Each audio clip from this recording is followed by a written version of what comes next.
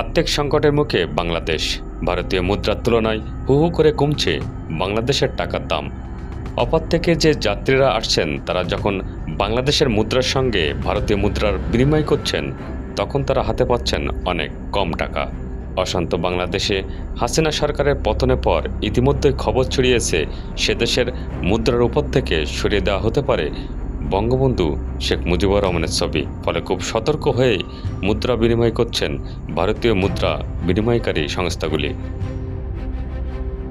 বুধবার মেট্রোপোল স্থলবন্দরে ভারতীয় মুদ্রা বিনিময়কারীরা জানাচ্ছেন, মঙ্গলবার থেকে বাংলাদেশের টাকা ভারতীয় মুদ্রার তুলনায় প্রায় ৫ টাকার কাছাকাছি কমে গিয়েছে। এদিন প্রতি ভারতীয় ১০০ টাকার তুলনায় বাংলাদেশের টাকার মূল্য ছিল কখনো ৬৮ টাকা, আবার কখনো ৬৯ টাকা। পরিস্থিতি স্বাভাবিক না হলে যা আগামী দিনে আরও কমতে পারে বলে আশঙ্কা।